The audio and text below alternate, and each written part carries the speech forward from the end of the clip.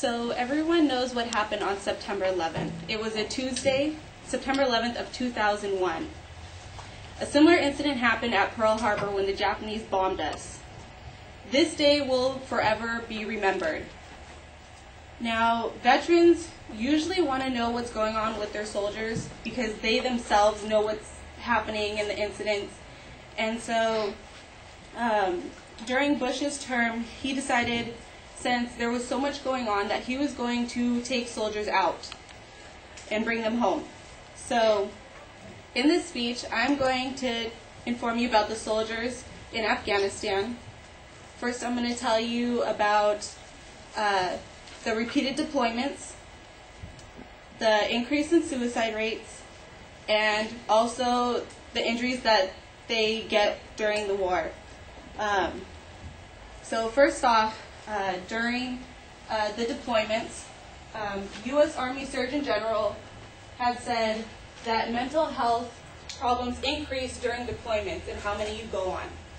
So in one deployment, 11.9% of the soldiers got mental health problems when they came back.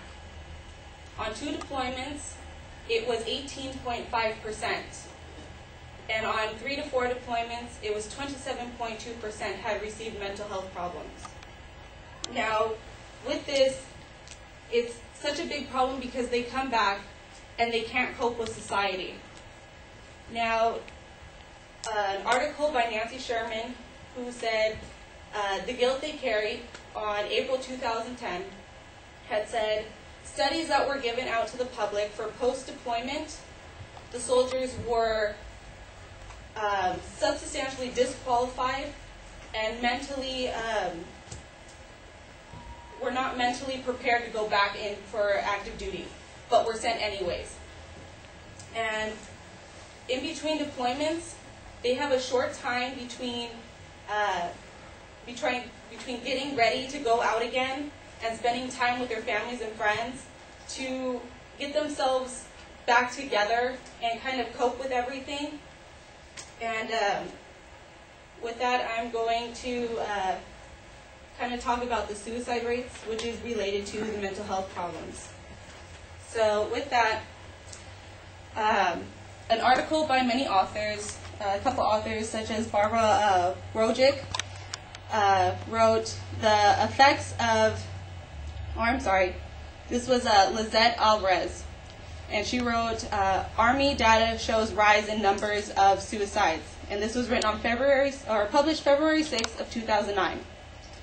Now, what she told in her article was that in 2008, over the past 4 years, the rise in suicide rates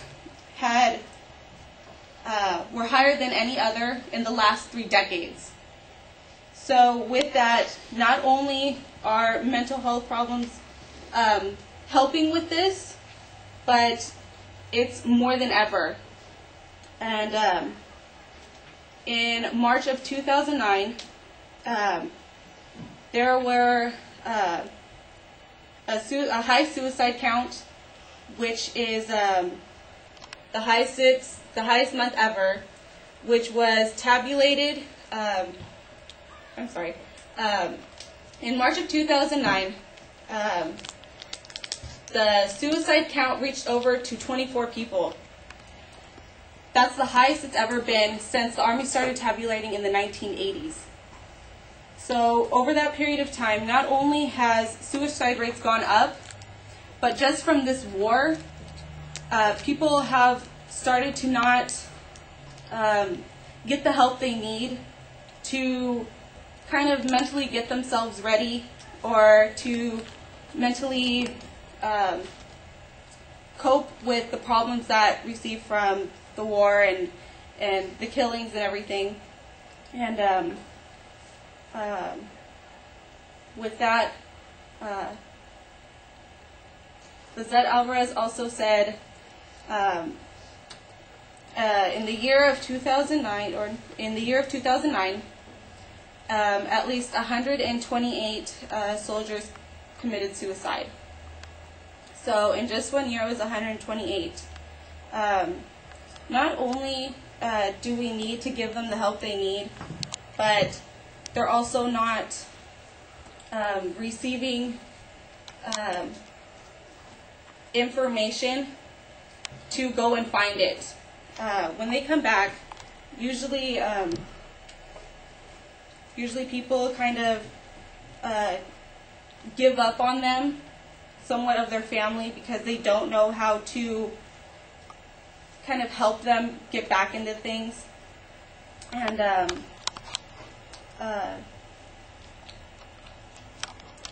I'm going to talk about the effects of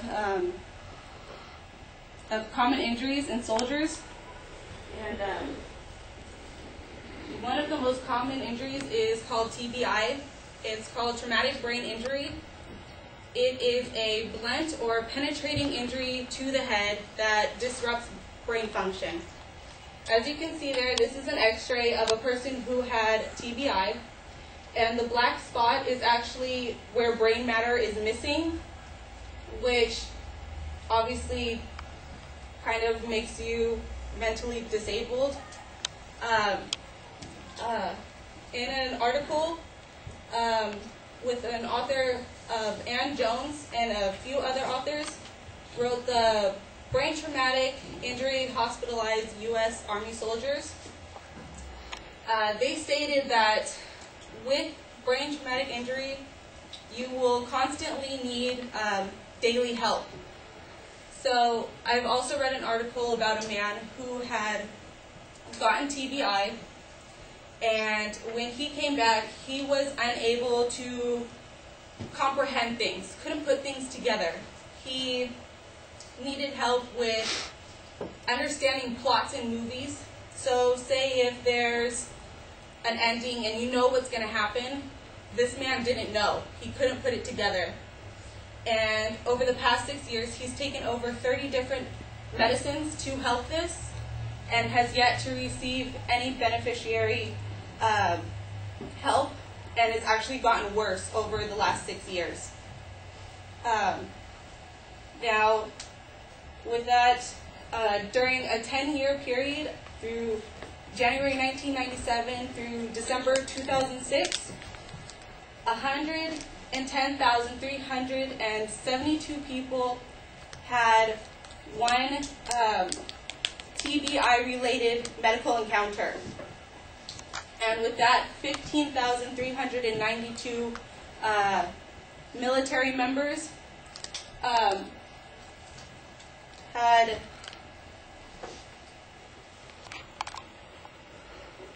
had a fall, miscellaneous injury, or a land transport accident, which is what mostly causes TBI. And now with that, I told you about 9/11 because it's something that's going to be with us forever. Our kids are going to learn it, and we're going to be able to tell them what happens and how that morning we heard it on the television and the radio. And veterans need the information to come back and kind of know what's happening to fellow comrades. And in this speech, I told you about repeated deployments, suicide rate increase, and the common injuries of soldiers.